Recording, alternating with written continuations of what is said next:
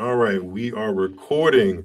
Welcome back to Tuned Into Tennis. I'm Myles David, and we are back. Today is Monday, August 24th, right off the heels of a very, very entertaining weekend in Cincinnati, which is completely 180 of how I've actually drawn up Mason, Ohio / Cincinnati, Ohio in the past couple of days on my socials, but that's neither here nor there.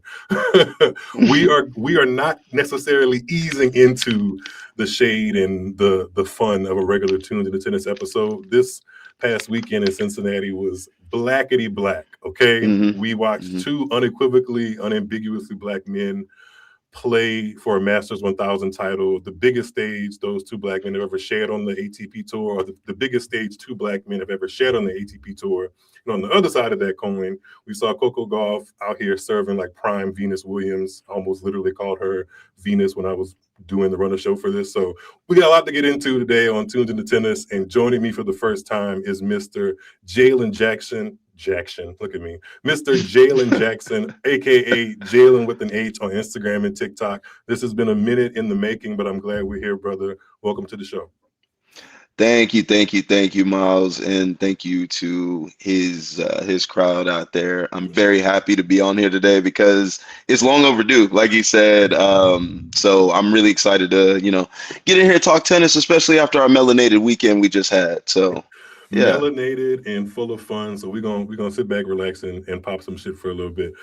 So, with this being your first appearance on the show, my listeners who may not be familiar with your brand, your tone of voice, and your content on socials, give us an elevator pitch, if you will, of what is Jalan with an H on TikTok and Instagram.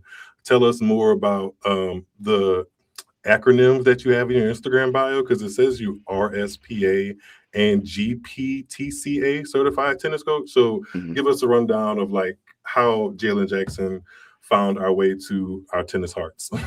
yeah. So I'll give you the who, what, and why for sure. My name is Jalan Jackson. I like talking tennis on the internet. I started playing tennis when I was like 7 or 8 years old because of my great grandmother. She, just used to watch it on TV. She signed me up for my first like tennis camp, and made me fall in love with Roger Federer. So then from there, I think I just took it too far and ended up playing in middle school, high school, spending a bunch of money on it, and then don't have all of it. So I was like, how can I make money from doing this? I could string. Okay, well that don't make as much. Let me learn how to coach. I got to get at least decent enough to learn how to coach. So from there, I started coaching when I was like 16, help out like with my high school coach. He helped me out a ton. So I would, just help teach his lessons. And then from there, it's crazy at my, like, I'm 28 for reference. So to say like, I've done something for 10 years now is like, whoa, it's like big milestone. But, yeah, I've been coaching for about 10 years. All the letters and certifications were, what I went to school for pretty much. I didn't go the whole time. I didn't go get my bachelor's and master's and all that. I went and got my professional tennis management degree, which got me my nice piece of paper. It used to be the USPTA, now it's the RSPA certification. And then What I does was that blessed. stand for? Racket Sports Professional Association. Gotcha. Okay. Yeah. And the GPTCA is like the Greater Professional Tennis, something, whatever. I don't even remember. But it's like an ATP. The cool part about it is like a ATP certification. So it's like I'm a certified ATP coach. It was through a coaching job that I had. If you work at a reputable place, I'll just go ahead and give this to you now. Like, they're going to want you to get certified in different aspects of the game, everything that you can. So luckily this one was one where they got this coach of tennis coaches to come out, make sure I knew what I was talking about. And then they gave me this piece of paper that had the ATP logo on it. So I was like, all right, smile I'll and take take the it. picture. I'll smile and take the picture. I love smiling and taking pictures. And then content started out of just a love for the sport I'd been watching for a long time. And then the Alcaraz final happened, Roland Garros, and my brother was like, I was like talking about it like for like a week, like, oh, they're going to play each other first time, and da-da-da-da-da-da-da-da. And he was like, you should just record your thoughts on it and put it on the internet. And that is probably top 3 best advice I've ever gotten. So here we are. Listen, a lot of our favorite actors, celebrities, just influential people in the last 20 years have kind of just turned on their devices and started popping this shit, which is essentially what I'm doing right now. No, yeah, yeah. So I'm happy that you have the certified section of it and I have the talking shit section of it just covered. So we can put that together and come up with some really good tennis thoughts. Yeah. Before we get into the tennis thoughts and what all transpired at Cincinnati, and we look forward to what may happen at the U.S. Open, because as we record this, the U.S. Open starts this Sunday. This is August 24th. It starts on Sunday. I don't know how we got here, but you also have a clothing brand called Day Trip Collective. Yeah. Day Trip Collective. Tell us a little bit about that. Yeah, so to keep it brief, it's about how you use your 24 hours in the day. It's a passion project. Me and my closest friends, my brother I was just telling you about, and my business partner, and then some of my friends that are, I consider really good creatives. We all run events, we hang out, and we go to your event, and at the core of it all, we make clothes. It's just, one of those things it was adjacent to tennis. I feel like tennis and fashion kind of go hand in hand. Absolutely. I don't make athletic wear, I will say. It's more like streetwear, more, true to, it's like, I feel like we put the artwork out first more so than we put out like the athletic side of it, you know what I mean? Yeah. Like that's where you won't see like, oh yeah, he's a tennis coach. Oh, he's this. He likes other things too. He has other hobbies. Yeah. So, but it's been a great love. Play in Day Trip, like you can train in it, but maybe not go play a match for yeah, it doesn't 100%. It doesn't have like an underarm. No dry fit, no no But addy cool. You're gonna look cool. You're gonna look cool. Yeah, for sure. You'll be set for your celebrations after you win. I'll put it that way. We like that. As soon as you get that W, you can put on some Day Trip Collective. So exactly. No, I appreciate you asking. Thank you very much. For sure. Yeah, we were just talking for a minute before we press record, and this is to extend it and put it on wax, like they say. So I don't mind. All right, so let's keep the Blackity Black, like I said, the top of the show going, because we had a historic men's final in Cincinnati where Arthur Fils defeated Frances Tiafoe 6-3, 1-6, 6-love in just about over an hour and a half, maybe, give or take.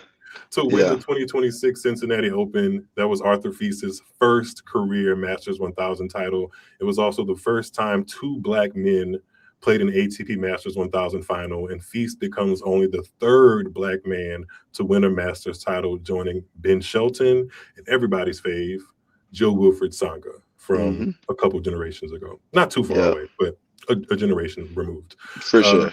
Fils is also the first Frenchman to win a Masters 1000 in 12 years since Tsonga did it in 2014. And at 22 years old, he's the youngest French Masters 1000 champ ever. So a lot of big stats there for our guy, Arthur Fils, who, I don't know about you, but this whole moment of him being a Masters 1000 champ, it's not quite a long time coming, but it's somewhere in the middle. Like, we've been wanting to see this since I've been wanting to see him win big since I first laid eyes on him back in 2024. So here we are, middle of 2026, a little bit past middle of 2026, and he's holding the biggest trophy of his career.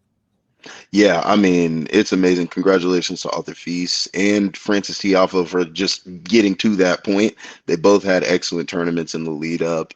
I was really, I feel like we'll talk plenty about Fils. I want to give some props to my boy Tiafoe because the win against Musetti was like, oh, okay. In my opinion, that's where it got real for me. Okay. Yeah, I was like, oh, okay. That's how we moving now. All right, cool. I'm good with that. So, congratulations to Frances Tiafoe for making it there in the first place. I know he had done a lot of work from, my behind the scenes, all of it, knowing about that, but he, changed his team up a bit, and I know he was really just trying to find the results that he knew he could get. So congratulations to him for that. But yeah, as far as Arthur Fils, man, what more can you say? I mean, he's first since Joe Willie Tsonga. Were they there for that? You know what I mean? Like our listeners, or were they there for that? Were they there for Joe Wilfried Tsonga? I feel like the listeners that I have in my head, I don't know if I have the data and numbers to back this up, Yeah, but they remember Joe Wilfried Tsonga's explosion and how he got to the 2008 Australian Open final, and that kind yeah, of launched the rest of his career, and how he hung tough with Roger Federer and Nadal and Djokovic, and yeah. gave them all really good run for their money, and beat them all. I think he's beaten all the Yeah. big three. So yeah, Yeah, no, I mean, legit. and an underrated style go too. Yeah, Also super had his own smooth. swag, like Yeah, for yeah, yeah. sure. But yeah, when it comes to being in the same breath with Joe Wilfried Tsonga, I mean, that's good. High places you're putting yourself in. You know, Arthur Feast did an excellent job, like just bashing through everybody. It looks like like somebody said, I was doing a live and somebody said Arthur Feast hits the ball like it owes him money or something like that. Like he looks like, just going crazy on it. I saw some stats also that he's hitting the ball on average faster than Yannick Sinner, has throughout the year. Shout out to Tennis Insights. This is a good page Mm, if you don't follow them. But yeah, Arthur Feast with this win it was not the quality of tennis and quality of match that I was like, I guess, hoping for in my in the black ass final. mind. You know what I mean? In the final, it wasn't like the highest quality of tennis, but I did enjoy certain moments where they did hit the flow at the same time. You know what I mean? Hmm. Especially on the backhand exchanges, they were like lightning and thunder back and forth at times, and that's what I like. That's what I signed up to see. You know what I Yeah. mean? It So wasn't. If I'm being honest, the final was kind of a flop as far as how much it yeah, meant, as far as how much it meant to me, and just how much we know Arthur Feast and Frances Tiafoe can put on a good show. yeah. They didn't really do that at the same time, and I think there No. were a bunch of reasons for it. And they might not admit this now in their careers, but I think after some time, maybe it's after they both put the rackets up professionally for good, they're going to look back and be like, that was a very defining moment in my career. And Correct. Yeah. sometimes when you play a match like that, it doesn't get the absolute best out of you. You can kind of, I Uh, don't think either of them froze. There were some extenuating circumstances, like Frances Tiafoe came into that final playing a lot of matches, literally mhm. just had a cyst removed in his wrist, and he had to take a medical timeout for like some hip Yeah. massage to loosen up. So he was admittedly very stiff in the Mhm. final. And then Arthur Feast, as big and as explosive and as heavy as his game is, he's still only 22, I think. Yeah. And sometimes he can grapple with the focus in the moment and staying in such a hot zone, which explains how he lost that second set in like less than a couple of minutes after Yeah. The having level so much. dropped off It, of it off a just cliff. it just went away. But at the same time, tennis is like that. You have to It close out. is. You have to Yeah. close out your opponent and keep your momentum going, or else you run away with it, like Feast ultimately did because he got his level back up together. So Yeah. um, you mentioned he hits. You said somebody in the live like said he hits the ball like it owes him something, or like it owes him money or something. Yeah. The takeaway I got from this weekend watching so much Arthur Feast in his matches was actually how controlled he put it together. Because I do have a vision of Arthur Feast blasting away, and he can do that. But this week it looked like it was bottled up in a sufficient, repeatable kind of way, which is what I've always wanted to see. In Mhm. addition, him being able to finish out matches on his own 2 feet and healthy. Like all of those things combined is what we got, and that's a hell of an athlete and a hell of a package to contend with. No, for sure. I mean, the poise that kind of comes along with the way that he's hitting the ball that hard is impressive. And I think like that's one of those things that, as you can hear, like snuck up on me because if you think about it, the extended rallies that he does get into, there's so much margin for error on all of these points. I love the way that like, especially the way he technically hits his backhand, just looking at it, it would be like a slow motion backhand you'd want to see over and over again. I'm really that's gonna end up taking him even higher than Masters 1000 titles. One day he's gonna, it made me believe. Okay, no, you've arrived. Like, okay, I see you. You know what I mean? I see you. I think we can take this show a little bit further than Masters 1000, and I tend to get ahead of myself on We things can do like that that. today. We can do that Yeah, today. but Yeah. I'd like to get ahead of myself on Arthur Feast. Like, like I said, whereas the final wasn't the highest, like most like you said, it didn't live up to It what we wasn't as thought maybe. swaggy as Brett Haber wanted it. Exactly. Exactly. No, exactly. No, exactly. Yeah, it wasn't. But at the same time, I feel like 22 years old, you're playing like that, you can build on that. You Yeah. know what I mean?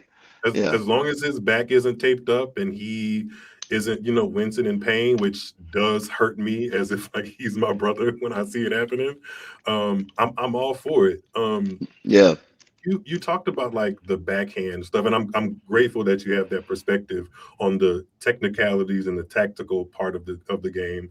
But zooming out from just what it means perspective, how did knowing that there was going to be a black man holding such a big title in tennis make you feel? Because I know for me, I said this on social media, like when I first developed a relationship with watching tennis, it was my dream to kind of see the equivalent of what I was seeing routinely in Venus and Serena on the men's side. And history will show that there haven't been that many black men at the very elite top of men's tennis. And this here feels like a very historic marker in where this can go. So I'm wondering how you felt about, the moment of all of that. I really hope there was a kid out there, young like me at a time when I was learning about Fed. I really hope there was a kid out there that saw that took note of that. You know what I mean? And in 10, 15 years, they're in front of a microphone and they get to say, oh, yeah, like I watched Arthur Feast win the Cincinnati Open that year. Like it's one of those moments. For me, putting myself seeing people that look like you in the moment really helps you just jump into that skin and just really like get behind them and root for them. Because I was going for Tiafoe full stop. I mean, like I've been a big fan of that man for a long time, and it's just because like he had the story of like, okay, he grinded out the junior scene, and then I heard about him. Like I make this joke in some of my videos about how I wanted to be the first one to sign to Rock Nation when I heard Jay-Z had a like sports agency, and Tiafoe literally did that. Like, I mean, that's why I wanted to start with the congratulations to him because. I mean, me and him, I want to say he's maybe like 6 months older than me or a year older than me. So when I heard about him, I've been a fan since then. So that's why it was so hard to watch him like struggle and like, go through the coaching change of the team he's had the whole time. That's like, I don't watch a ton of anime, but that's like anime like story arc right there. And it's crazy to see like my man Tiafoe in the final of a Masters 1000. You know what I mean?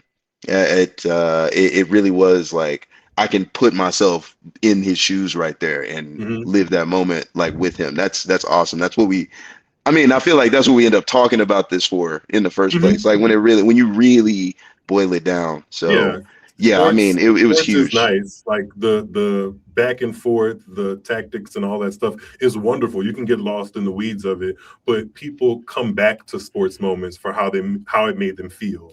What you Yeah, remember, like what else it brought up in you. And I'm going to remember this moment in Cincinnati, regardless of if that final was, a dud or not. exactly.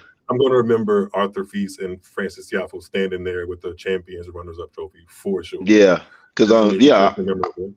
I mean, I'm looking at one dude with the same like we're like the similar skin color, and then the other dude got my hair texture. You know what I'm saying? Yeah, Like that's crazy. I was like, wow. we all got black daddies. Yeah, Yeah, you know what I mean. I was like, we made it through. I was like, we really shining out here. That was really cool, and I hope they can. I hope one of them anyway, or hopefully both of them someday can get that to a grand slam.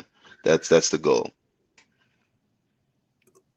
Oh, maybe not. Oh. I feel like my guy Arthur Feast has much more runway in that field. Yeah, no doubt. I'm not saying that Frances can't get it done. I just think a lot more has to go right for Frances to get it done. However, and stick with us in the show, there are some things that are trending in both of their direction as far as who's playing and who's not playing. Correct. Foreshadowing. This very U.S. Open. So these names, Tiafoe and Fees, might be coming up again in the next week or two when we go deeper at the U.S. Open, which I'd love to see. I just feel like if you're asking me, in stock terms, which I'm not great at, who I'm buying, at the moment is going to be Arthur Fils based on what I saw, for sure. Yeah, I mean, come on. Yeah, he's 22. I mean, he's Mm-hmm. got, I remember when, I'll put it this way, I remember when Frances was 22.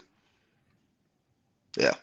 Good times. Good When he was times. doing the, my arm looks pretty strong. What are you Okay. doing? Okay.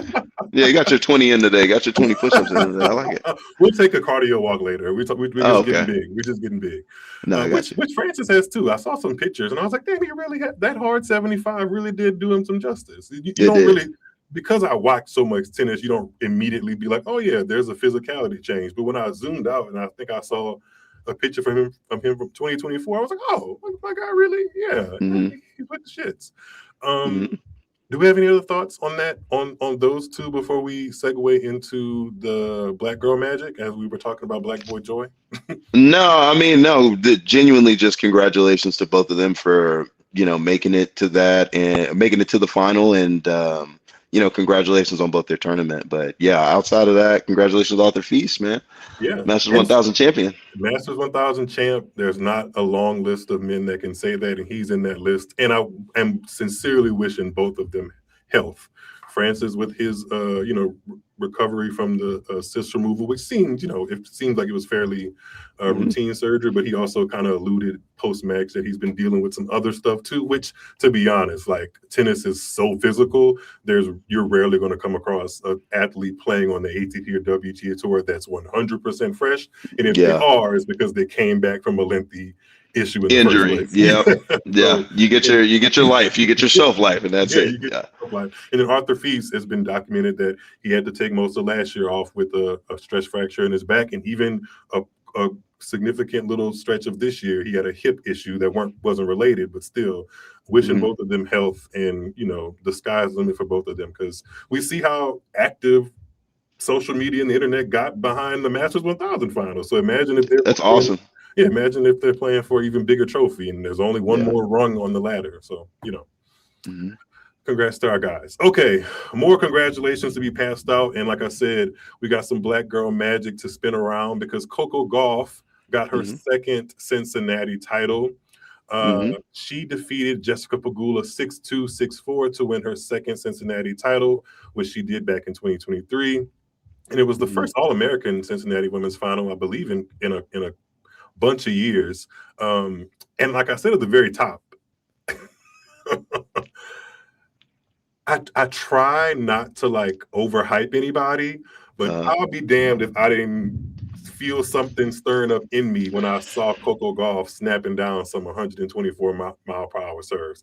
I said, now who the hell, I knew it was there, but seeing the last couple of years, the ebbs and flows of it all. 6 months ago. I mean, 6 months ago, how many of those do you think Coco gets in? I know, not to be too on the nose, but I thought I was watching Prime Venus. It looked like it. The ability to have such dominance from the very first point on that first serve when she gets it in, like Coco has now, and the ability when the point starts to be like, there's not a single part of this court that you can put the ball in that I can't reach.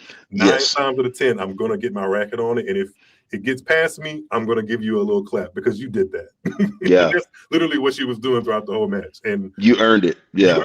A 6-2, 6-4 win over Pegula, which honestly, by the scoreline, it could have been even dustier than that. Like, she could have. Yeah. There were some break points left on the table. I mean, yeah.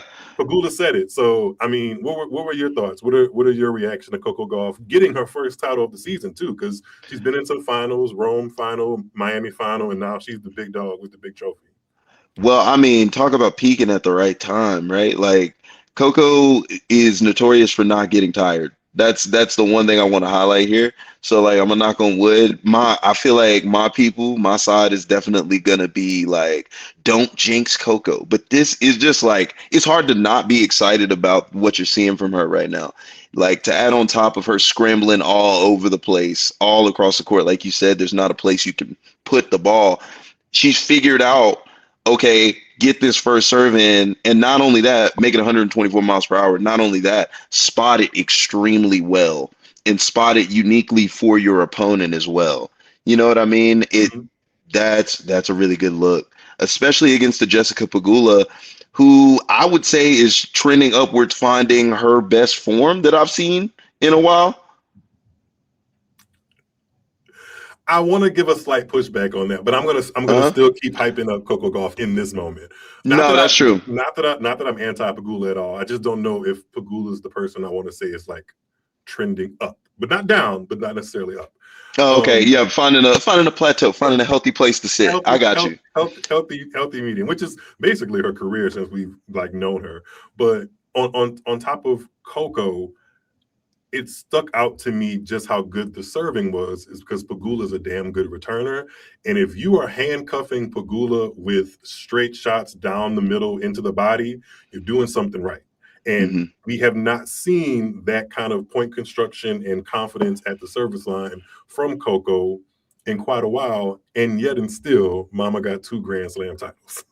So that's amazing. Only getting better. Yeah, if we combine and stuff, and I know tennis is so much about mental fortitude, confidence, and all of those things across the spectrum, right? It's more than just being able to snap your wrist at the right time. You got to it's all intertwined, which makes the sports fascinating. But if she is doing that, if you didn't get to watch that final live, which I did, go back and watch the 15-minute highlights that Tennis Channel provides or whatever. I'd be shocked if people didn't walk away like, oh, I see you. Like, because if you look at the finals that she played in Miami and Rome, that game wasn't there. So yeah, if she packages up what she put together in the tournament in Cincinnati, going forward, US Open and beyond, if she rotates around that level, the girl should be scared. Yes, very. They should be very scared. They should. She, I mean, to me, and again, like, I don't want to jinx nothing. I'm trying to keep it tame here. It does look like complete package is starting to be delivered. And 23 is Coco 23? She's not 23 yet. She's only 22, I believe. Oh my goodness. Yeah. Oh my goodness. Yeah. Still wants it and the desire is there, which it seems like that's not really something she struggles on. I'm scared for the other women on the tour. Yeah, I mean, she's locked in. There's no jokes. There's no games. There's no can she do it? She's already got 2 of them. Yeah. She's already got 2 of them. And that wasn't playing full package. That was scrambling, asking to get an extra ball in the court. Can you hang with it kind of tennis, which works clearly. But if she adds some extra security in spots of her game that, have been areas for improvement, you're looking at somebody that's not just a core 4 player like they describe with her, Sabalenka, Iga, and Rybakina. We're looking at her being at the top of that list instead of somewhere in the middle or, at the bottom. Yeah. So that's super exciting. I think the WTA couldn't ask for more as from one of their star athletes. And she's back in the trophy title winning race and the race to the WTA finals. Not that I don't think she was ever in danger of not qualifying, but she for sure is probably going to be a top 5 seed in the WTA finals when they get to Indian Wells at the end of the season. So yeah, and I mean, not to jump too far ahead or anything like that, but you're looking at I was gonna say you look at a field where Sabalenka doesn't look like 2021. It's not 2021 no more. And then you got Rybakina. Achilles issues are really tough. You know what I mean? To navigate. And stuff, yeah. Exactly. They're very difficult to manage on the timeline. I mean, after those 2, who else do you put in front of Coco? Nobody, in my opinion, anyway. You don't put this person in front of her, I don't think. But I said we would talk about Pegula. Pegula is perpetually somebody that's in the mix, and I do feel like she deserves credit because obviously she got to the final this week and she beat Swiatek again to get to the final. She beat her in the semi, and I guess we'll spend a little on Iga Swiatek. Sorry. LOL, that's funny. No, I'm in the Iga hive. I like Iga, but yeah, I get the Iga hive. Yeah, as much as one can be. I mean, they can be deep. They can be deep. Now, not the deepest of all time or anything, but definitely, yeah. No, I like Iga's game. Again, there's players I like just personality and There's players I like their game, the way that they beat people. Iga, I was watching her just make people run full size track meets for two He's and a good. half years. He's good That at was that. really cool. As like a tennis 2022, coach, I was like, wow. yeah, 2022, 2023, dominating, literally handing out. That's where we got the phrase Iga's Bakery from, like, because she was not letting go of too many games. But Yeah. I do feel like Pegula is not necessarily doing anything that is raising her level to a point where I'm like, oh yeah, she is going to win the US Open. Because I've been burned at some slams considering Pegula as like, oh, this is a game I need to pay more attention to outside of just like the whole steady Eddie thing. Because she really does have a game that can hang. It's just that, unfortunately, the kind of Pegula that I see get to the finals of Cincinnati or any other lead up tournament, I have seen get to the semis, quarters, and one time in a final. Those Pegulas are not the same. I'm not quite Correct. sure what happens. If she was able, and it's the same format too, it's still best of three, but I think the moment, whether she says this out loud, like I think the moment kind of plays a part, because there have been some moments in quarterfinals that she on paper should have won, but did not. And I think if you played those in a WTA 1000 or WTA 500, she probably does. So that's why I'm tepid on like talking about Pegula as like, yeah, she's in the mix for the US Open, because she is, but she isn't at the same time. Correct. It's kind of Yeah. fascinating, you know?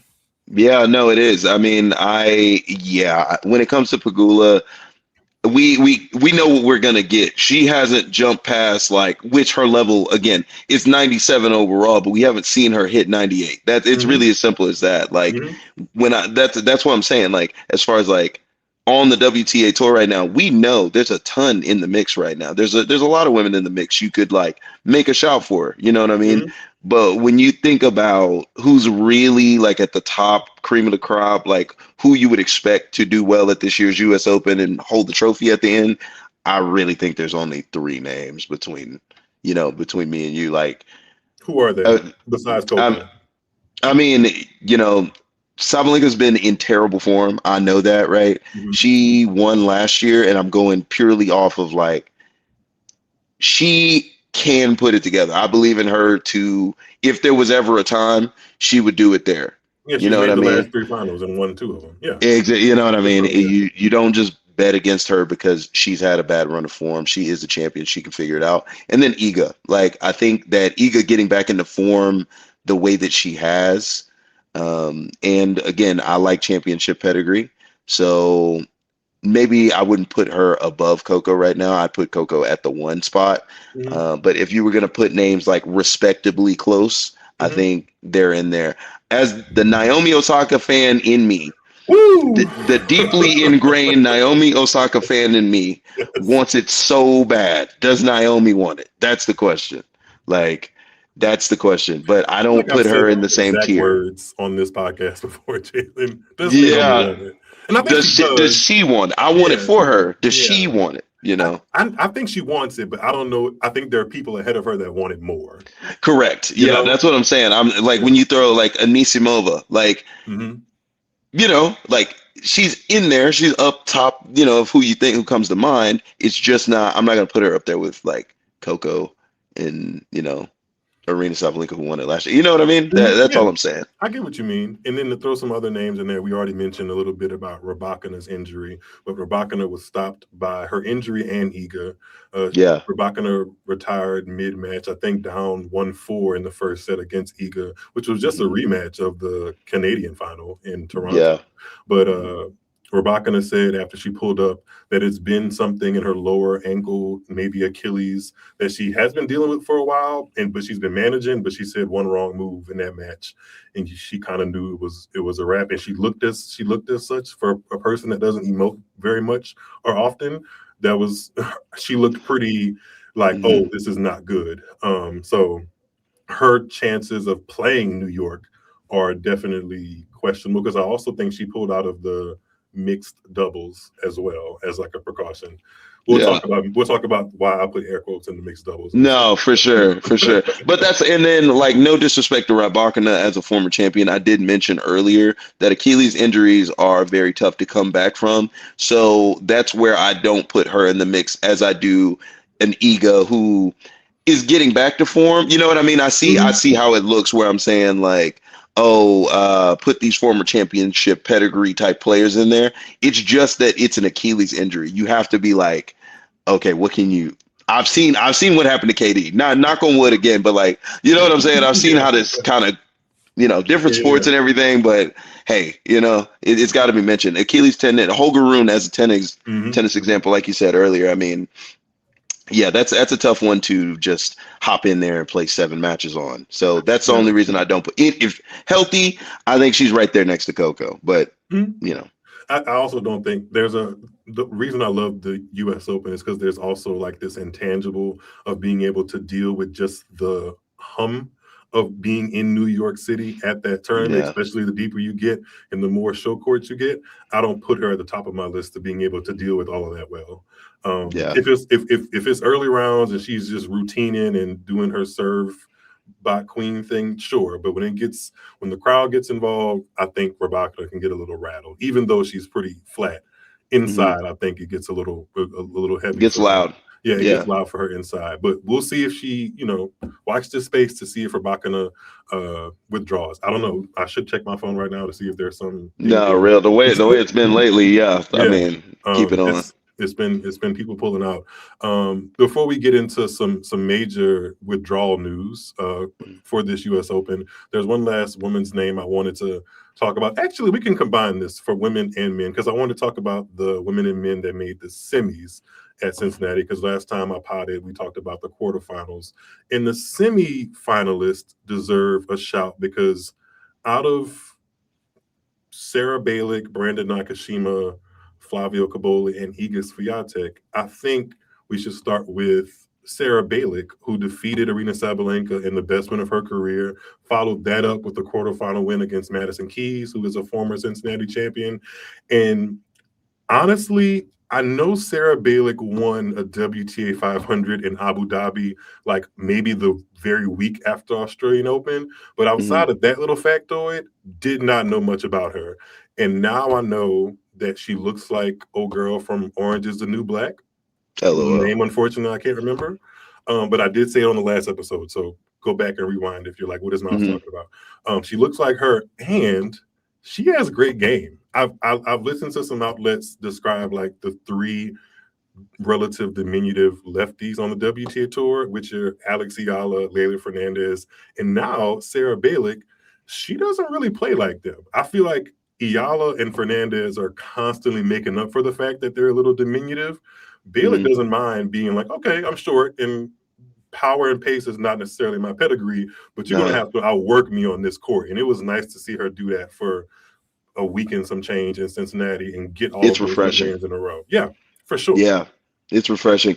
I'm looking at that build of player make you have to extend down to her level. That's really, she's putting up a step stool and getting in your face is how I'm looking at her game style. She's making you hit a different shot at a different angle every different time.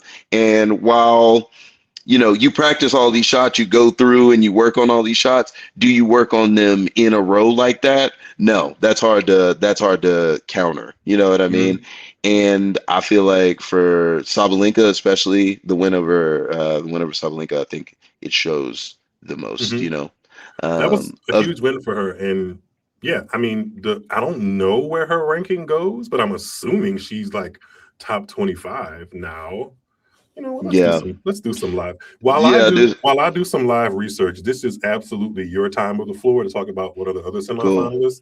Iga Swiatek. I'll be quiet while you talk about what makes Cincinnati good for her. Yeah, no, for sure. I'm glad I came prepared for thoughts with this one because I'll start with Nakashima. I said so many times after watching Brandon Nakashima, who is he feeling like? Who is he feeling like? Who is he feeling like? Oh, I thought this was the Iga Swiatek section. This is the Brandon Nakashima section. Oh, no. Sorry. Yeah, I was about to go through all 3 of them real quick. Because I want Iga to be on Iga. I'm being shady. Go Iga first. Give us like 2 seconds, and then we can talk about Brandon Nakashima. No, let me go on Iga. I can join you on Nakashima. Oh, okay. All right, cool. So Iga, we already know she hadn't had the best season, especially when you're comparing how great, you have been to how great you are not looking right now. It's tough with Iga. So it is very, very good to see her rolling back into this tournament and looking like herself. Um, she had even Pagula on the track meet before she ended up inevitably losing. But that's such a good sign to see because it looked like she was able to make those little adjustments to her game. At times during her match against Pagula, she was complaining to her team about how close or how far away she was to the ball at times. And that kind of throws off her rhythm of, again, just trying to make you run to this angle, to that angle, to this angle at the baseline and scramble all around. So it's just good to see her be able to make those on the fly adjustments and make those little fine tuned detail changes to get to what earlier in the year, that match, I think it would have been straight sets in Pagula's manner, just from the way that Iga, you know, just the way Iga had been playing. But this match, I feel like that's a step, and I really hope she sees it that way going into the U.S. Open. As an Iga fan, like I was very happy to see her run in Cincinnati as a whole, Mhm. and especially even though it was a loss, the Pagula match, her getting some like she has a lot to smile about after that one, in my opinion, and it was a great match all around anyway. So yeah.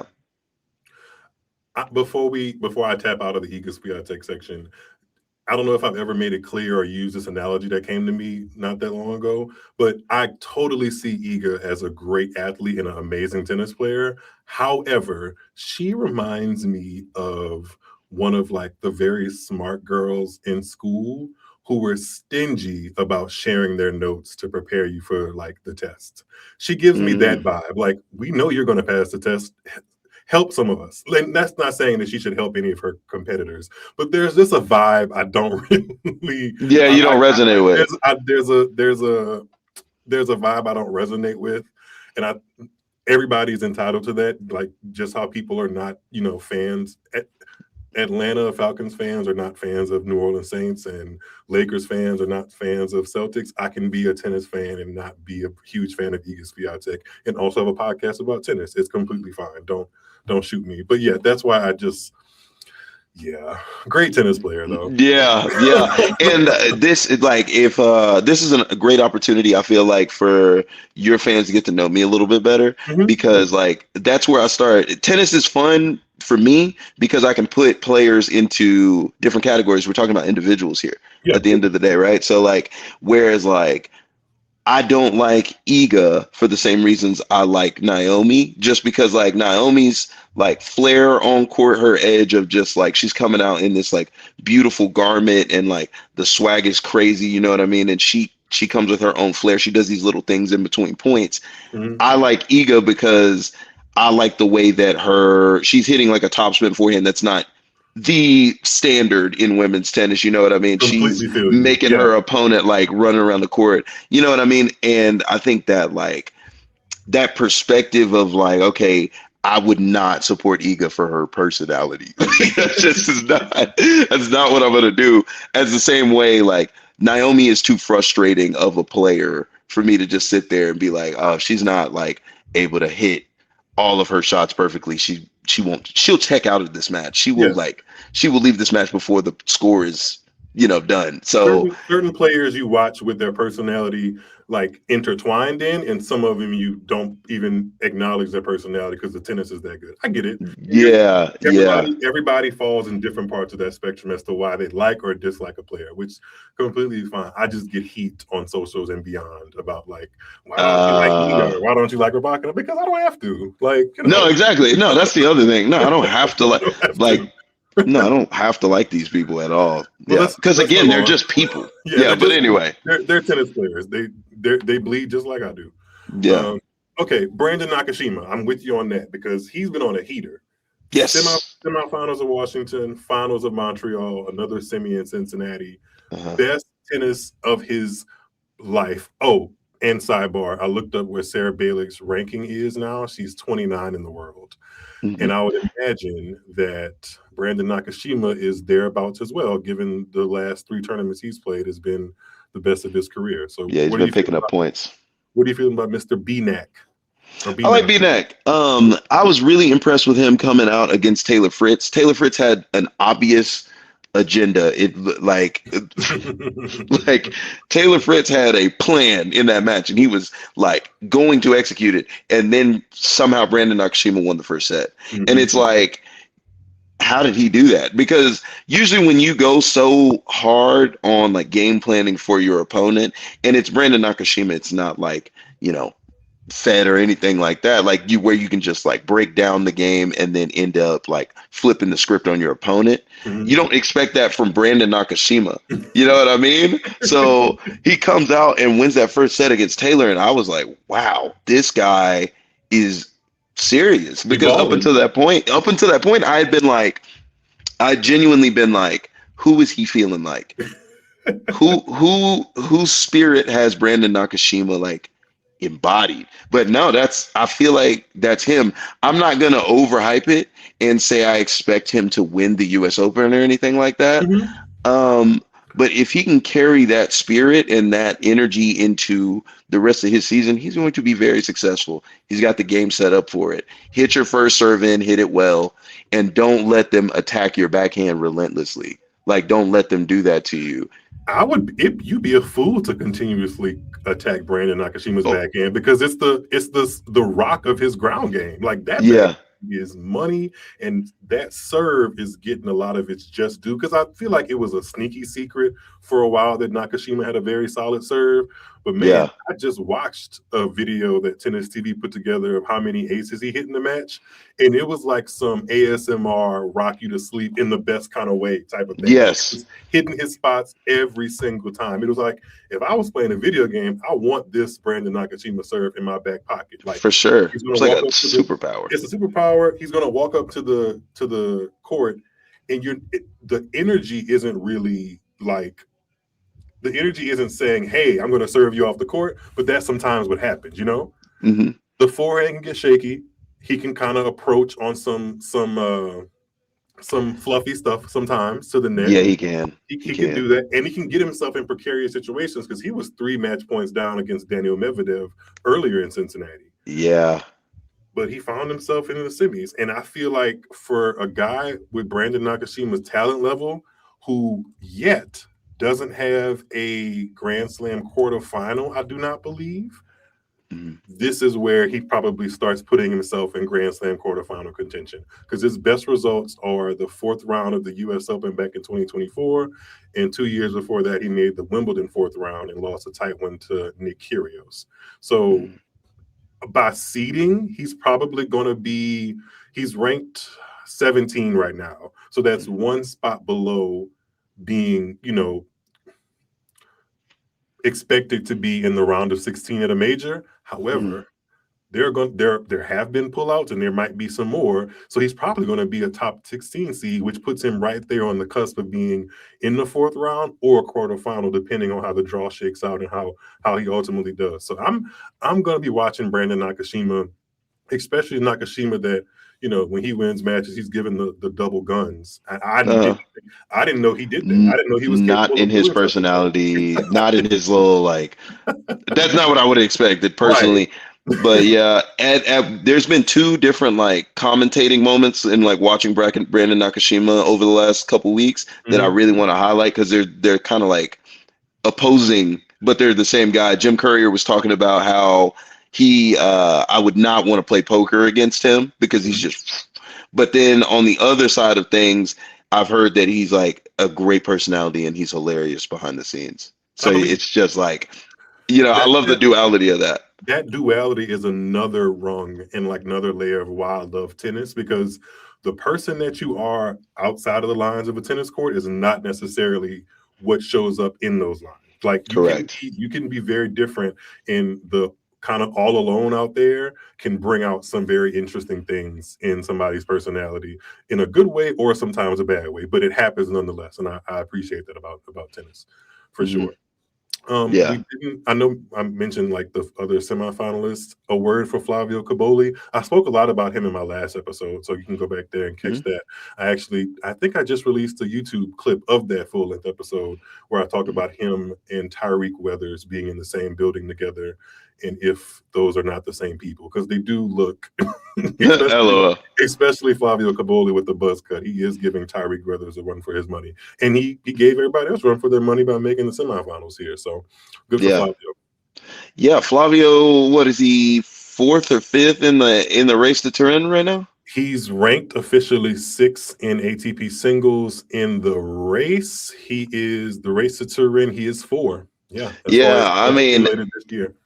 what a season. What a Mhm. season so far. And I mean, for as like not quiet as it is, you're the other guy facing Zverev like in the in the Roland Garros final. Like it's not quiet per se, but is he getting the love of like, okay, he's in the 4th spot right now. This guy's probably gonna finish. I think it's because Caboli still can put in a clunker. Oh Like yeah, big that time. that Yeah, quarterfinal against Arthur Ferry at Wimbledon, yeah, Clunkerville, Clunker City. Like he can still yeah. do that. So it makes us a little bit. It's like, yeah, we know he's like the 5th or 6th ranked player right now, but is it because Alcaraz has been out and Sinner, lost early at the French and is now withdrawn from the U.S. Open? Like there are some factors that make it not just Caboli's on a heater and he's the guy to beat. It's not like dull, but it's not as flaming hot as the ranking number might seem. No, for sure, definitely. And I understand that, like in the sense of like that's where I'm saying like it's an underrated, it's like a quiet little sneak to the 4th spot right there. Mhm. Definitely I know why. He just is yeah, he just if he doesn't find his forehand sometimes, it really is just like such a snore to watch. Like Really? yeah, if he's like he loves to kind of switch the inside out, inside in forehand. If he Mhm. can't find that, that's where the clunkers start coming in because it's just like, oh my God, this guy's in the top 20. But Or he gets sometimes he'll find diarrhea. it like randomly, and get on. But man, if he doesn't find it, it gets rough sometimes. Well, I wouldn't mind him finding it in New York because I think the crowd and his personalities would be a nice They little would go gel, hand to hand. hand in Yeah. hand. Let's go from one Italian to another. And world number one Yannick Sinner, who announced on August 21st that with a right knee injury, he will be missing the U.S. Open, which is his first Grand Slam he's missed since he started playing them in 2019. He Mhm. hasn't played since winning Wimbledon back in July after already skipping Montreal and Cincinnati. And with Mhm. Sinner out, Alexander Zverev is likely going to be, and think is the number 1 seed. And then Alcaraz slots in at number 2, who officially said he is playing after so many months off with the wrist injury. Mhm. So when you saw Yannick Sinner hit the social media airwaves with his announcement of not playing the U.S. Open, what were you thinking? Pretty much like, fall to your knees, despair, doom and gloom. No, pretty much all of the above. I mean, no, and we got blessed last year, you know what I mean, with all of these Synchronized finals. And I can't lie, I long for those back after seeing what I've seen this year sometimes. So yeah, I mean, I was sad. And, I spent most of this summer thinking, okay, it's gonna like Alcaraz might not make it to the U.S. Open. You know what I Mm-hmm. mean? We might not see him until maybe Australia. Like okay, and then it ended up being Sinner withdrawing. So that knee issue. Man, I'm not gonna lie. I thought he wanted to spend his birthday in Monte Carlo. He was just not gonna be. Like you guys, sorry, I couldn't make it. You All know right, what I I can't go to mean? Cincinnati, guys, or sorry, Sorry, so my sorry. bad.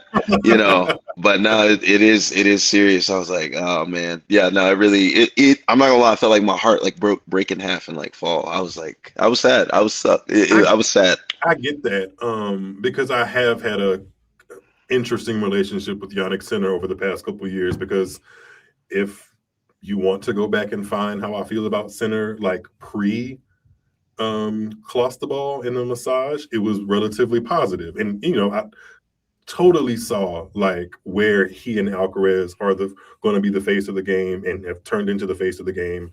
The Clostebol era made me, kind of side eye how many massages he's getting and what this whole like 3-month ban was. And then I've been able to kind of, put that in a bow or in a package, put it to the side and kind of just watch the tennis for what it is. There better amazing. not be anything else. Yeah, if something else pops up, we're gonna know that everything is shiesty. But for Because why did you bring that guy back in your camp? Why did you do that? I don't. yeah, it's a Yeah, there better not be he's anything else. he's getting a large scoop of the benefit of the doubt because of how he, his aura and how he presents himself as a young man. I'm willing to give him that, but there can't be any more rumblings of performance enhancing drugs, or else I'm gonna think these last whole couple years you just been shooting up with it or whatever. Yeah, because I mean, hey man, like you said, the largest scoop of the benefit of the doubt that I He may have deserves it ever for seen. now, I think. There better not be anything else. There better not be anything else. But in terms of this, though, if you asking me 2 weeks ago, and I think I said it, who I think is going to play the U.S. Open, I would have been like, Alcaraz shouldn't play it, because why would you jump into a best-of-5 format after not playing for 4 months? Like, why would you do that? Yeah, you're a defending champion, but Alcaraz isn't even 24. Like, you could be doing U.S. Open for the next 10 years relatively easily if you are healthy. So missing one is not really going to make a big difference. But with Sinner, I don't think of him as the withdrawal guy for the most part, outside of the whole Klosterball thing. So for him to pull out of the U.S. Open after not seeming like he's had a very strenuous last couple of months, because remember, he left early. The eyes you're making. He lost early at the French, won Wimbledon, and I think he only dropped a total of 3 sets at Wimbledon to win it. He did have that very nasty fall, so maybe this knee injury is from that nasty fall in the first round. And sometimes, I don't know. I just think I'm the scoop of if we're at the Baskin Robbins table of benefit of the doubt, I'm still going to give him the benefit of the doubt that this must be serious enough for him to withdraw from the U.S. Open as a whole, knowing good and well that he would go into it with the Alcaraz, who we basically know is an unknown quantity, and the rest of the field basically knowing that it's an uphill battle against him on a hard court when they go out there. So I would imagine whatever injury he has got to be taken seriously. It can't just be like a little fluid on the knee or something. Whatever he did, he probably doesn't want a chance or play best of 5 on it, or there's a massage we don't know about. I don't know. You know what I'm saying? That's all I'm saying. There better not be anything else, because like, hey man, this is not like, again, bro, this is not a team sport. This is not baseball. This is not like, cut that out. Like, what are you doing? He's good. He's good. Very good. Yeah, I hope it's the knee. I really hope it's the knee. And I don't mean to turn into conspiracy theorist hour with Jalen and Myles. You know what I mean? But like, come on now. Like, you can't ignore it fully. I will give him the benefit of the doubt. I hate that he's not playing. I'll put it that way. But the back of my mind, the little scratchy itch. There better not be anything else. Anyway, I'm ready to move from that. I'm not pissed that he's not playing, because I think it gives a world of opportunity to the other people we've mentioned, like a Arthur Fils, a Francis, a Kaboli, a Nakashima, to go as deep as they can at the U.S. Open. What? Why you have your hand up? That's another point that I really want to like get at right there, right? Because like, we watched Sinner and Alcaraz. We watched them just like they watched them, right? And I know it's like extraordinary what they're doing. They're talented. They're adapting pretty much on the fly, it seems like. I'm tired of like Sinner and Alcaraz kind of having to make way for somebody to like, oh, well, Sinner and Alcaraz are just so good. Like, we just got to like leave one of them out. These are like top like 0.000001. I need them to go take it. You know what I mean?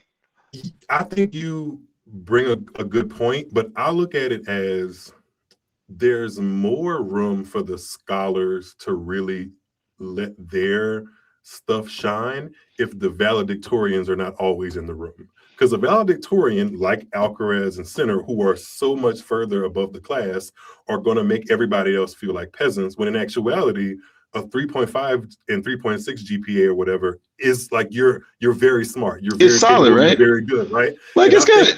It's good. Yeah, you're not gonna get the pomp and circumstance of being the valedictorian on graduation day, but it's not. No one would ever say that you were a dumbass. Like No, you were exactly. solid. You were solid. I like the idea of the U.S. Open being full of guys with 3.5 GPAs who are very capable and are all battling amongst each other to get to that top spot. I enjoy that. And people might call it and spin it into like, oh, this is chaos and the other two guys, we need them. I don't necessarily agree with that. Would it be nice if Alcaraz and Sinner, Alcaraz is playing, but would it be nice if both of them were completely healthy, no other things going on, and the rest of the guys could compete and maybe beat them? Sure, that'd be great. But in the meantime, this is what we got. So let the guys that average A minus or a B plus fight it out and see who's going to be the best after 2 weeks and the dust settles in New York. And if that's not Alcaraz or Sinner, and maybe possibly, hopefully not Zverev, who else is it going to be? It's going to be somebody that has never lifted a trophy that size, and they have the spotlight on them. I think that's dope from a sporting perspective and narrative of the sport, personally. Yeah, just due to the circumstances of like, obviously Sinner's not playing. Like, I am very excited for who does step up out of the other side of the draw. Well, I mean, it's Zverev's half and Alcaraz's half, but who else steps up from the Zverev side of the draw? Because I just don't believe in him. Like, I don't know if is anybody out there that's just really like, there is. Going for Zverev. There is.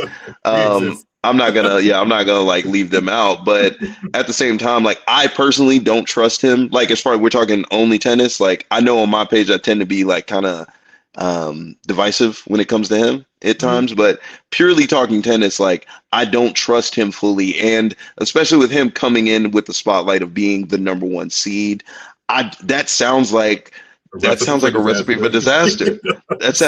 That sounds like a recipe for disaster. That does not sound good to me. I don't like how that sounds. Well, either a loss to Tommy Paul in Cincy, a loss to Griekspoor in Canada. Like, I'm not excited for what I'm about to see out of the number one seed here. Nor should we. Yeah, but no, I'm very excited about who decides to step up off that side of the draw. It's not a foregone conclusion that Alcaraz will be in the final. He's coming off all this stuff, but I'm excited to see who steps up. Who else? You know who unfortunately won't get a chance to step up? Mr. Stan Wawrinka.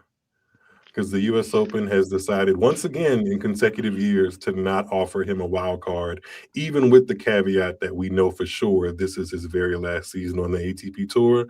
There was one to-be-determined wild card slot left on the men's side for the U.S. Open, and that went to number something ranked Patrick Kipson. I'm sure the Patrick Kipson stands out there would push back and say that he is more deserving. I'm sure he is and deserves his opportunity. But Stan Wawrinka has actually won the U.S. Open, granted 10 years ago, but he has stood there with the trophy as a champion, and we know full well that he will not be playing another season. It doesn't seem like he's going to go back on it. He's already in his 40s.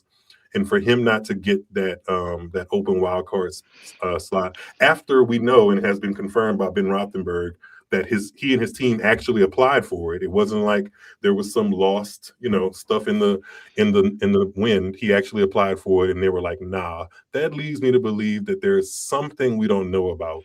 There's something behind the scenes with that. Yeah, like. Who makes that? Is that the tournament director's decision? It's USTA and tournament director for the US Open, basically. Yeah. Did Stan Wawrinka like spit at Craig Tiley or something like that? Like, I don't really understand. Like, I don't understand, but I think it's just incredibly disrespectful, to be honest with you. Like, I don't, until I see it, I feel like I'll be scrolling Instagram reels in like 2 months or something like that, and they'll be, the tournament director of the USTA says he hates Stan Wawrinka and he never liked him. Something is going to come up crazy about that. It has that like brewing element to it, because that it just doesn't make sense. Like, to be honest, what do you lose by giving Stan Wawrinka a wild card? Even if he does lose first round, it's Stan Wawrinka. Like, he won your tournament.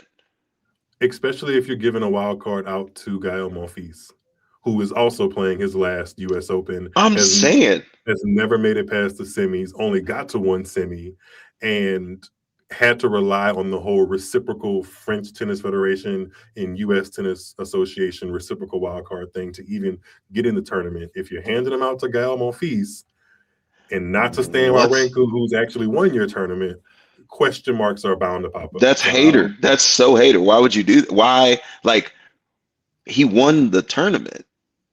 and two Like, other Grand Slams too, on top of that. against like the greatest superpowers tennis has ever seen. I mean, bro, that somebody's hating so crazy. Yeah, and I had the chance to speak to him last year in New York when he was dropping a watch for a luxury brand, and it didn't seem to bother him too much that he was in New York without the actual wild card of playing main draw. But I would imagine the feeling may be different this year around because effectively he doesn't have a Grand Slam left to play anymore. Like this is it. His Grand That's Slam how his Grand Slam career. That's how we like. Is that how we thank our legends? Like, I don't know. And it's not like Stan Wawrinka is just like a little bitty legend. Like when you tell the story of the big three, yeah, you may be able to tell it without Stan Wawrinka. But if you really want to tell the whole story, all three of those guys would say he stood in their way on multiple occasions and was a tough out in the best of five format when everybody was watching and the chips were highest. Stan Wawrinka pulled up and he made himself a tough out throughout the story. You know? Yeah, bro. I mean, we're talking about Juan Martín del Potro like he's Derrick Rose. Like, are you serious? Like, yeah, we gotta tell the story of Stan Wawrinka, Andy Murray, Marin Cilic, all of those guys, Juan Martín del Potro, Dominic Thiem, all of those guys, they have to be told in the story because what do you mean you get three guys in the room and you got 60 Grand Slams plus? That, you know what I mean? Like the rest of the which ones did they not get? Yeah. Which ones didn't they get? Not? Yeah. They literally didn't win them all. So who won the other ones? Stan was there 3 times, and I think he deserves a lot more respect than the U.S. Open and USTA was giving him. So shout out to Stan. There's still opportunities for him to get great send-offs. He's been getting great send-offs all year. There's like the Basel 500 indoor and maybe some other opportunities for him to get like a final send-off, but it sucks that the U.S. Open didn't even put themselves in that equation. So that's a bummer. In more positive news, and we're wrapping up the show in just a bit, guys. In more positive news, Serena Williams is going to be hitting the court again, but this time she'll have Carlos Alcaraz on the same side of the court with her. Carlos Alcaraz confirmed he's playing the U.S. Open after missing 4 months, and Serena Williams will not play singles, but she is returning to Flushing Meadows to play mixed doubles with Carlos Alcaraz. And I said earlier that people were withdrawing from mixed doubles with air quotes. This is not like the very traditional mixed doubles that was in place for years. Last year, the U.S. Open did some very extreme and aggressive tinkering with trying to get more very prominent singles players on the court. And you can't get more prominent than Serena Williams. And right now, you can't really get more prominent than Carlos Alcaraz. So I guess from their perspective, mission accomplished. And honestly, I'm not mad at this pairing. I'm just going to be interested in how the vibes are from like them interacting with each other, Carlos and Serena, and then the pair of them interacting with the rest of the world, because they both take up so much space with their aura. And can the tennis court hold it? No, exactly. That's the first thing I thought as well, because that is a lot of personality for a doubles team right there. It's a lot of charisma. It is a lot of aura. Like I'm very excited to see whatever they come up with. I mean, that's where when I was like talking about it and I was presenting it, it was just like, I think I'm starting to understand the tennis marketing thing. Like the rest of marketing, just get the 2 biggest people you can think of. You know, we're watching like unscripted like wrestling matches here. Like, yeah, just get the 2 biggest people, put them together. Like, duh.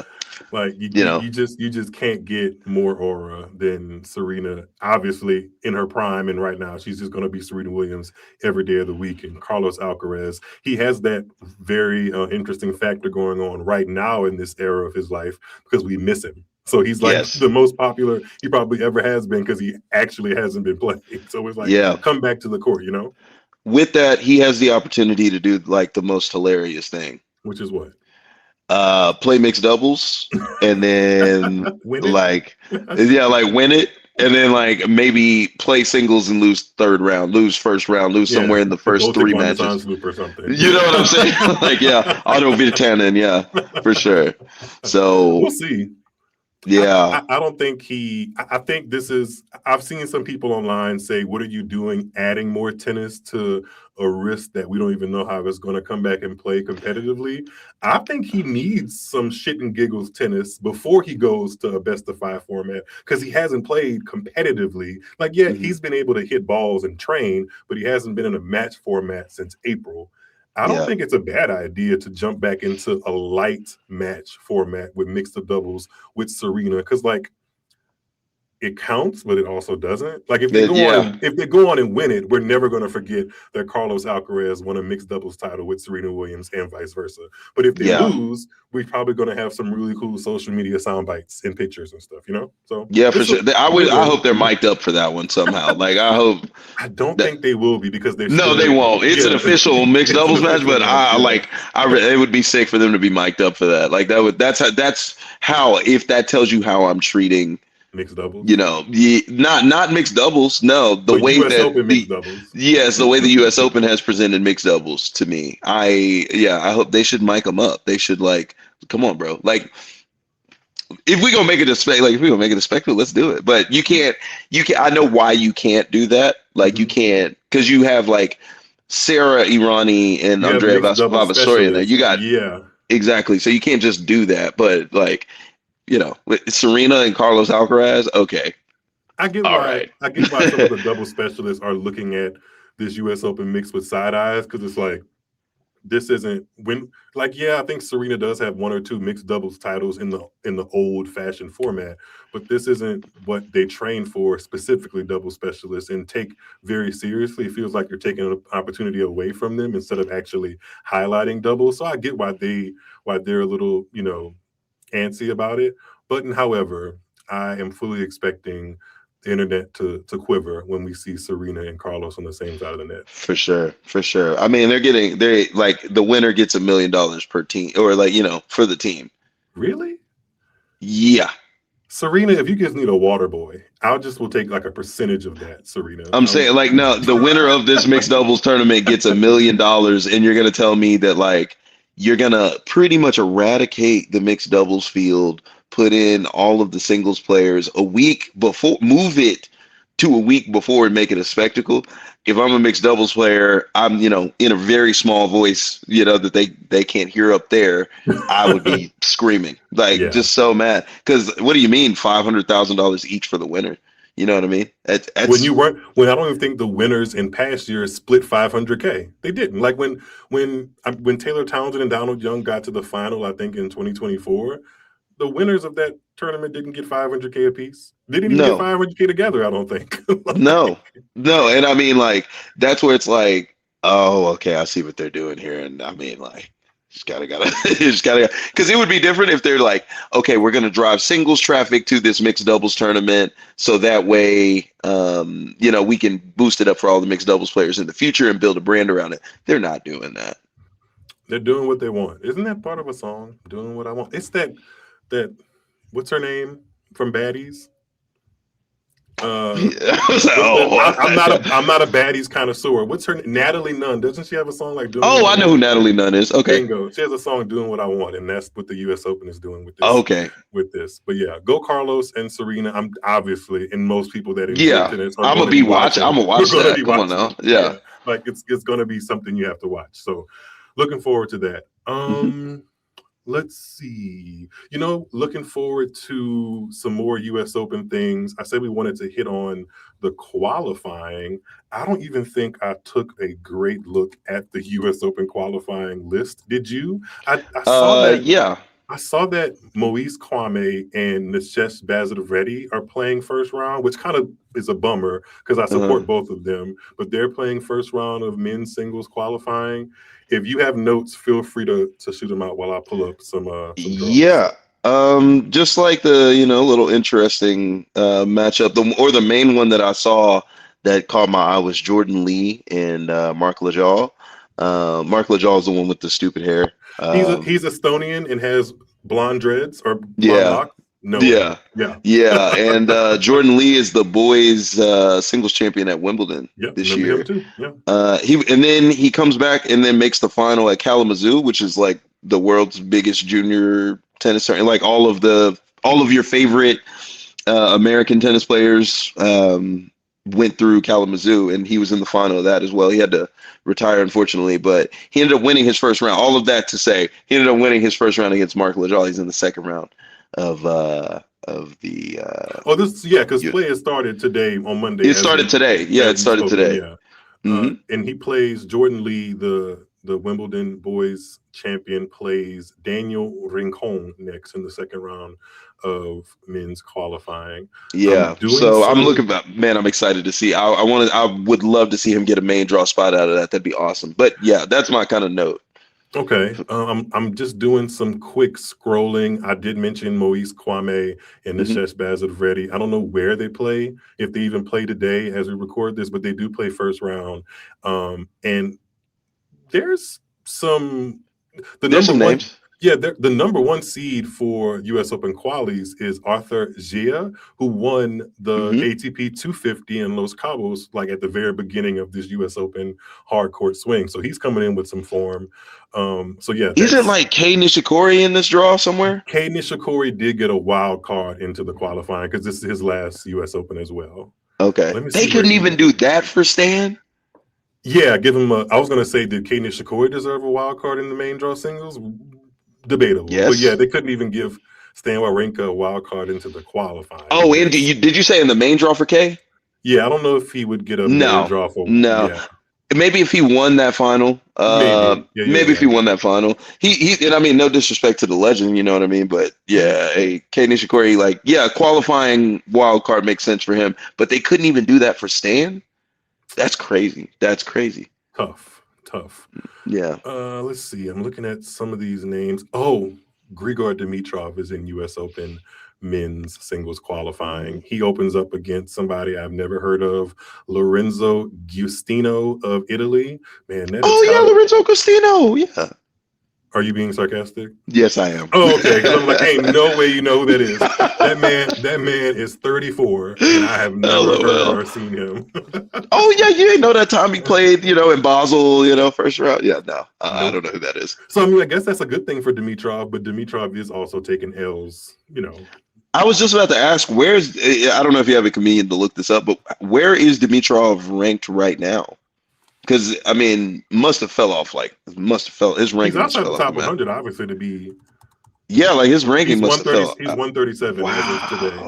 Yeah. 137. It's crazy how a year changes that, man. That's crazy. Yeah, it can definitely throw you off. I'm looking at some other names that we might know. Oh.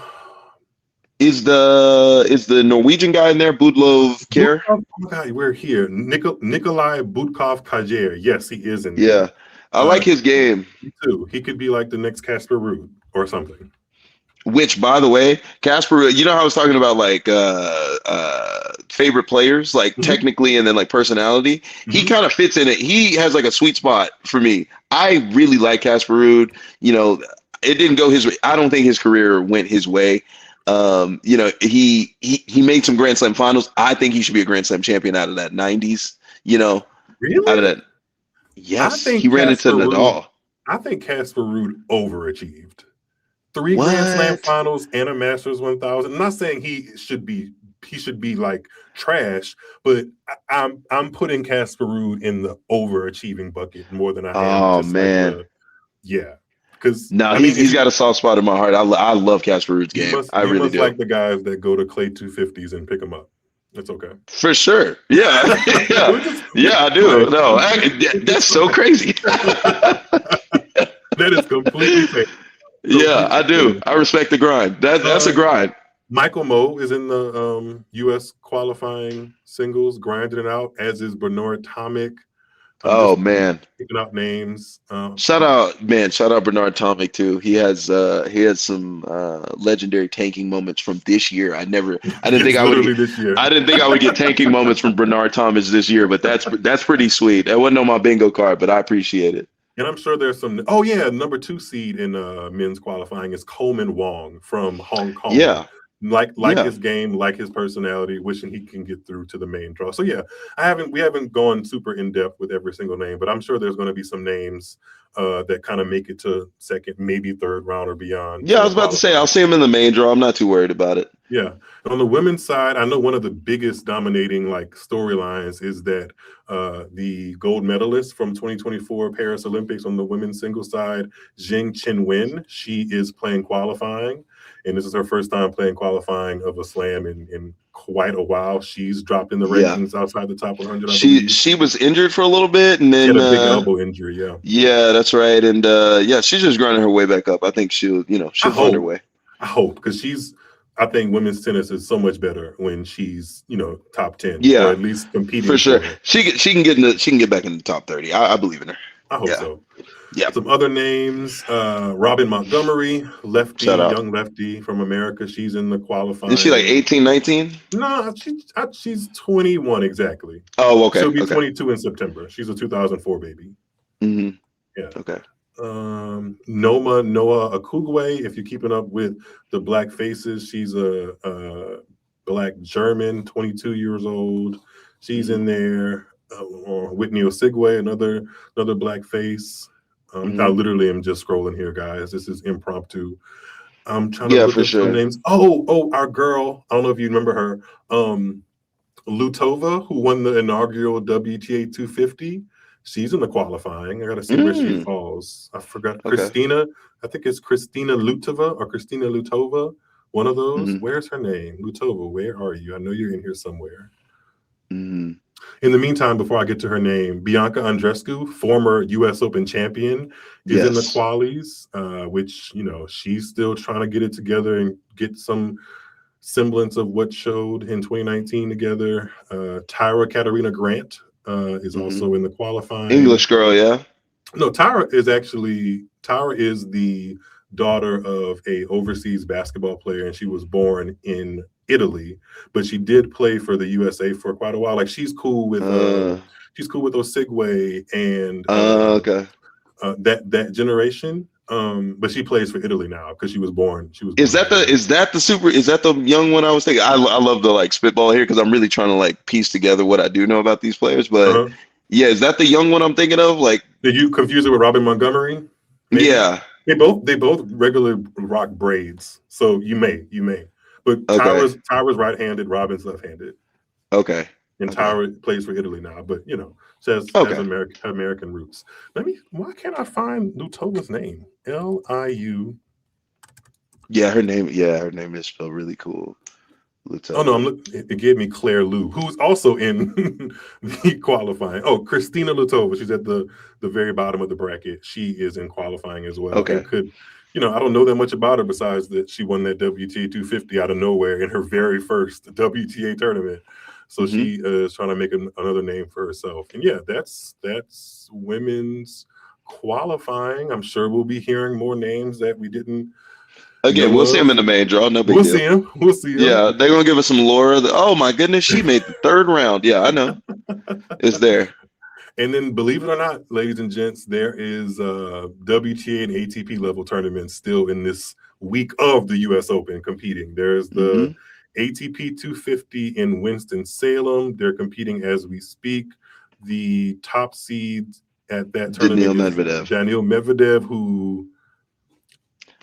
Man, he's been putting up some stinkers. He's been putting up some real... Medvedev is close. I know he's 30. But something about his aura gives, I'm not doing it for too much longer. I was thinking like, man, I watched him play Martin Tringaletti. And I first round. I saw your video about that where he had the flag. Yeah. I was like, what are you doing? Yeah, terrible. But I was saying in that video that I think I'm checked out. I'm good on watching Daniil Medvedev. I think we both know, me and Daniil know what we're thinking here. It looks like it's time to, maybe at least take a break, brother. Take a mental health break, bro. That's just not only for the girls. I think he has 2 kids under 5. So yeah, go take a break, bro. Yeah, Take him to the zoo. We won't blame you. You know what I mean? You don't have to do this, bro. Like you don't have to do this. Be great. You're already a Grand Slam champ, world number one. We know. We know who you are. Go take a break. Some of those accolades Tsitsipas has. He's also in this. Tsitsipas does not have some of those accolades, but he is in the Winston-Salem draw, looking for wins. Arthur Ferry, the Wimbledon surprise semifinalist, is in the draw as well as the number 2 seed Luciano Darderi. So those are some names to look for in the next couple of days. And on the women's side, they are playing a WTA 500. The women's top seed is Ekaterina Alexandrova, who for all intents and purposes loves a pre-Grand Slam or post-Grand Slam WTA 500 event. If you go look at her career wins, it's a lot of those. She loves play her way into it. Yeah, I get it. Okay. Or out of it. Yeah, true. Also, then the number 2 seed is Elisa Mertens, who's another version of a steady Eddie on tour, followed by French Open finalists. Remember her, Maya Chwelinska. Yes, I do. Anastasia Potapova. Those 4 names round out the 4 seeds in the WTA 500 in Monterey. So, yeah. Alicia Parks is also playing in that. I had a feeling you were going to say her. Hey, man. What can I do? You have a soft spot? Come on, man. Like, yeah, of course. I mean, yeah. Is it based off of aesthetic or is it based off of game? I'm not gonna tell. I'm not. It's not. You're not based off game. It's not based off game. I'll put it that way. Okay, and you know what? That's completely fair because there are, that's spoken like a true ally. Because as for me in my household, there are some players who I watch and I'm like, yeah, this isn't great tennis, but I see you. I see you. Hey, Suddy, I see you. I'm rooting for you. We are wishing you the best. Yeah, go get those 500 points and then make it to the U.S. Open. Listen. She's already main draw, so she, from you know what I mean. Make it there safe. We got to check to see what the flight is from Monterey to New York. LOL, for real. But yeah, no. Shout out Alicia Parks, man. Good old. Yeah, but anyway. All right. I think we should stop right there. For sure. Wrap it up right here. Jalen, I got to thank you for pulling up. I know we said at the top it was a long time coming. I'm glad we got this underneath our belt. Thank you for tuned into tennis. For those who are just engaging with you, let everybody know where they can find your thoughts and opinions on the internet. Well, I'm Jalan Jackson and Jalan with an H on Instagram. Oh yeah, you did ask. So Jalan with an H, I worked at what does the H stand for? It's like Jalan because I got called that a lot. I worked at like Jalan, like instead of Jalan, because I worked at a predominantly like Spanish club for a little bit, and then it's just the headspace I was in when I created the username. Like it doesn't have any like great significant meaning or anything like that. But yeah, Jalan with an H on Instagram, on TikTok. I'm just on there, chatting.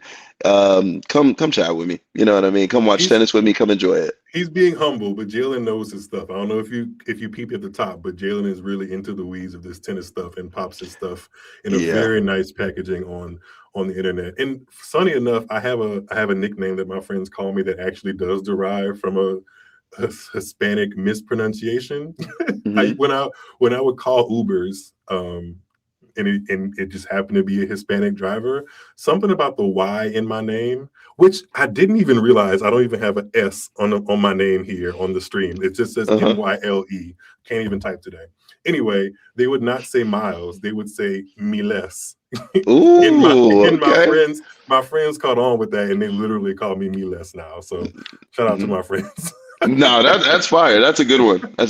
My friends definitely ran with that one too. So that's why I think that also subconsciously is why that ended up being in there. But yeah, I didn't like just at Jalen was taken, and I didn't want I didn't want anything else, I guess. So I'm gonna just run with it. Basketball, you could be Jalen with the jump shot, but we got you in tennis, and we're happy about it. Yeah, correct. Yeah, because then I would just be lying. But anyway. All right, y'all. Thanks again, Jalen. If you are not tuned into tennis, make sure you follow Tuned Into Tennis just like that across all socials. We'll be there engaging from now until the end of the U.S. Open. Matter of fact, I just joined an exclusive club that Jalen is actually in, the 6K and over club on Instagram. Whoop whoop. Bah, bah, bah. Yeah, I So like that. if you enjoying the content, baby, let's make it 6K more. And Hey, congratulations on that, by the way. I didn't peep thank that. you. Congratulations. Thank Big. you. I Yeah. appreciate it. I appreciate it. Instagram told me, and I was like, "Oh, okay." I've been putting out some content there, so it's worth it sometimes. Yeah, 10K is on the way. I like it. 10K on the way. Hopefully by the end of the year. If y'all That'd be awesome. if y'all rocking with us, make sure you go to JalanwithanH on TikTok and Instagram, share his stuff, and then go over to Tuned Into Tennis while you're at it and share my stuff too. So with that being said, we will talk to you guys on the next one. Keep tuning into tennis and take care, guys. See you soon. All right, bye, you guys.